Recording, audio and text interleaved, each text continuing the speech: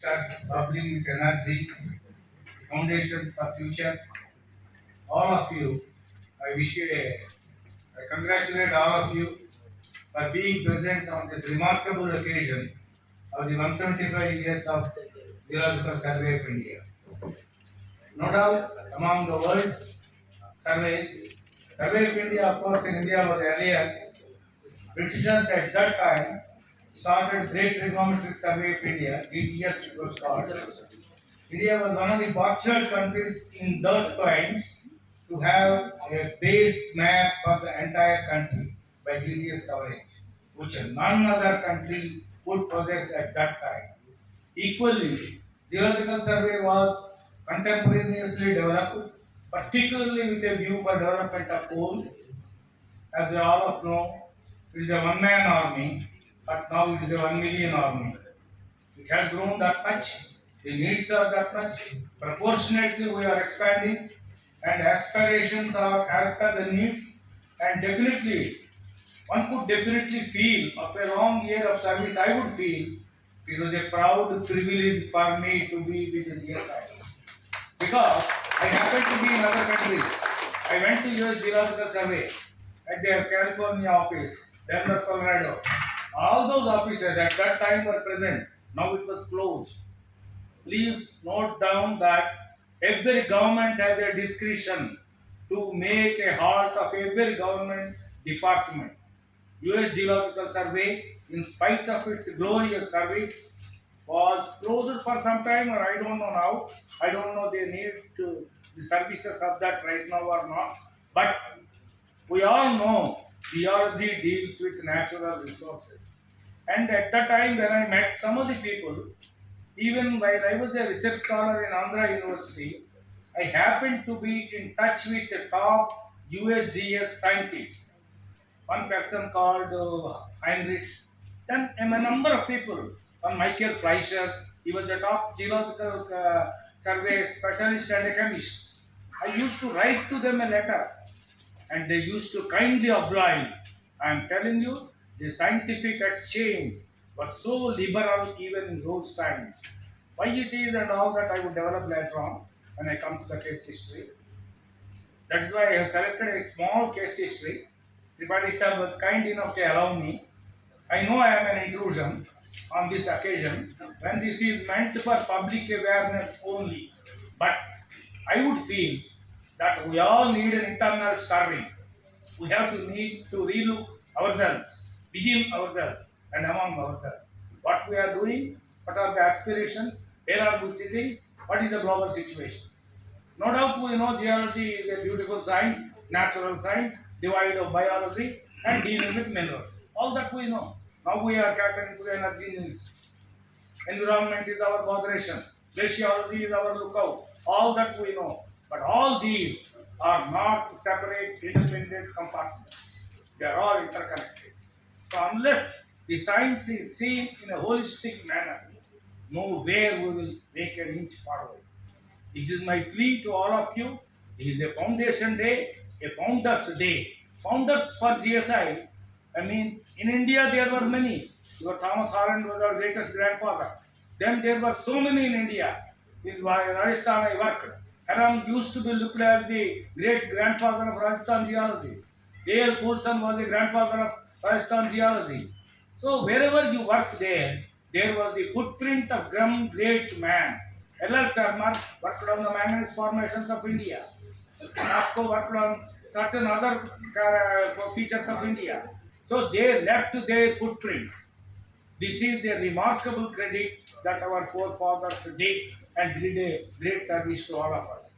It is a remarkable thing and we have to follow. So after that, certain principles were laid out for geological discipline. For example, there were many things. I don't come into all the details. All of you know the theory of uniformitarianism. Sir Charles Lyell, founder of geology, geology of the world. He wrote a book, Principles of Geology. Volume 1 of that book was carried by Charles Darwin himself while Darwin was going in a ship. Darwin went on a ship called Valdivia. It wasn't a cruise. It was somewhere in South America. And when he was going, he carried the book of Darwin, Sir Charles Lyell, and he writes there, Charles Lyell was my dream.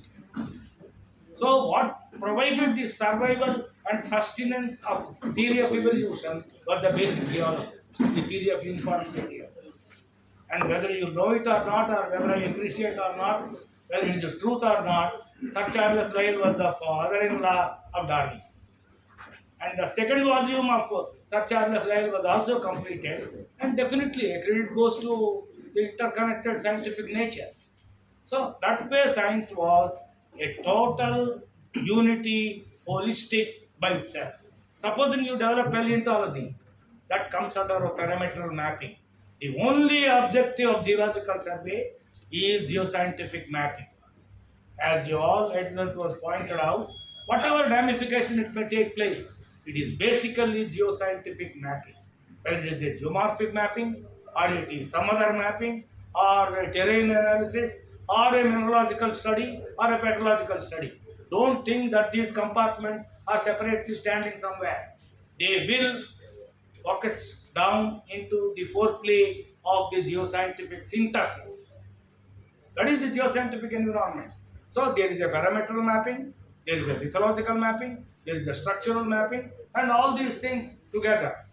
And then when once modern tools are there, when we are laying one by upon other, different layers, same parameter, and different interpretation. Interpretation is left to the ingenuity of the capability. You just cannot locate a deposit by itself. Deposits are almost now over, exhausted. We are for the past 2 centuries we are using them. Most of the superficial deposits are gone long ago. So nowhere there will be any deposit except you go below. And that too you can't below down into the mantle. Mantle deposit, even if it is there, nobody can take out. Even in the deepest borehole in Kola Peninsula of Russia, they went up to 5-6 kilometers. They can't go below, or 10 kilometers. So there are some restraints. Even if there is a deposit, there are restraints on its location, feasibility, techno-economic recovery. So all these factors go into the mineral economics. Once upon a time it was a fascination. Nowadays you will understand why two countries were quarreling about a certain part of the world. Called by name, that is a nation. There are natural resources. There are strategic resources. There are abundant resources, and I want to dominate. So this colonialization, whatever name you will give, mineral resources play a crucial role even in geopolitical matters because they provide a sustainability for the country and energy sufficiency and their upkeep. They have their high image always. So mineral deposits continue to be a focus till the point they are totally exhausted. And our search for mineral deposits continues. Nowadays there is no there is no surface deposit. You have to go for hidden deposits. Hidden deposits, are they having signboards? No. Nowhere there is a signboard. Here it is a nickel deposit. Here it is a platinum deposit. You have to look for by all other collateral parameters, maybe geology, maybe geophysics, maybe geochemistry, an interplay of all these things, geology and geophysics, or geology and geochemistry. All these are required. So, locating a future mineral deposit is not that easy. And that too, as you know, the globe is divided into two geomorphic provinces. One is an ocean basin, the other is the land. Land is having about, say, some 900 meters, average elevation.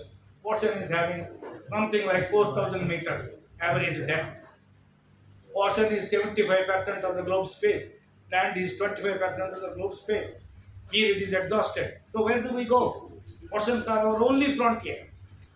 So ocean geological surveys were not started in GSI till the latter part of GSI life. We were only a latter advent. At least when I joined in marine, maybe around 80s, we started acquiring new ships. We used to do surveys on boats. Then our two twin vessels, that our Samudra Kaustubh and Kausikama, they both came from Netherlands. They came as a gift. And then we went for our Samudra Manthan. Manthan was a recommissioned ship. It was a cargo. It was sent to British tiny shipyard. It was repaired and it was refitted. And then the whole holy ship came to India. We used it for some 2 decades or 3 decades. Now another ship is there. So what are all these instruments? They are instruments for your carrying out further probes. What do your probes lead to? You have to tell something. After all, some secretary sitting somewhere will ask you, where is the fertile ground for me? He will not ask you how much is your aerial coverage and how much is your total footage. So ultimately, our objective is to locate something. So with this, realizing the importance of mineral economics tomorrow and realizing that there is a need for minerals continuously and natural resources continuously for humanity, we have to go for search for mineral deposits. No surface grounds are available, only hidden grounds. And tomorrow, supposing helium. Helium, do you call it a mineral? Helium is an element. Helium in one form is a profound natural resource. Helium-3 is found somewhere, maybe on the moon. Can we go there and bring it out in lumps and masses? It is occurring in a different physical aggregate. Helium, we all know, it is the second element. Hydrogen, helium. Helium is having some isotopes. Helium-4 is a stable one. It is a radioactive disintegration product. Helium-3 is an important energy resource. It is found on the lunar terrains in some condition, infra-cold conditions or something. Can we locate it? It is not available on Earth. So can we bring it from the moon? Probes are going. Don't think that probes are going just for scientifically advancing our knowledge. We all know there are anorthites on the lunar floor. But what do those anorthites give us? Are we going to locate a nickel deposit in the anorthites? No. So, helium is our first target. Whether China sends a probe or India sends a probe, they want to get helium. Helium-3. So, natural resources, the quest for natural resources continues. So, with this, I request all of you to pay small attention to case history of one mineral deposit which I worked out or happened to work out maybe long ago while I was a research student. So I will bring it before you. And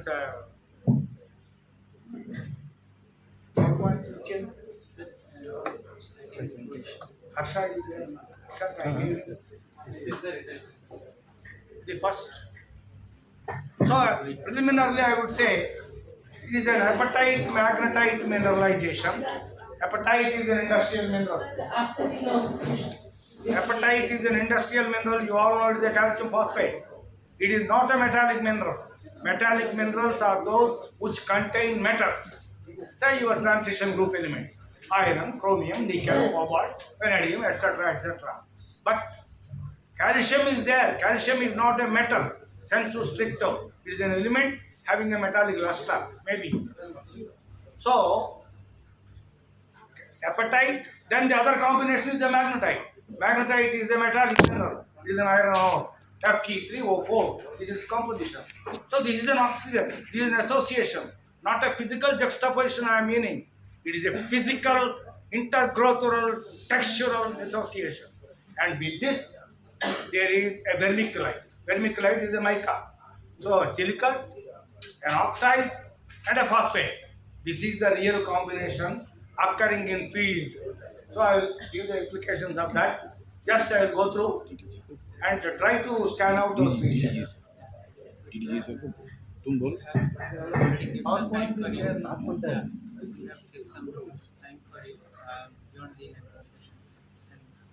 I will reduce it now. No, sir. Yes, sir. Time, more than half an hour time for you separately kept for your presentation. Sir. Tripathi is always very kind enough towards me. So you all forbear me or allow him to be continuing that favor on me. So let us start. अभी inauguration है Kolkata When I left Rajasthan, I started forgetting Hindi. I became a Telugu fellow here. I was in Jaipur for 10 years. Then we both picked up some Hindi. Then when I came back here, I forgot it.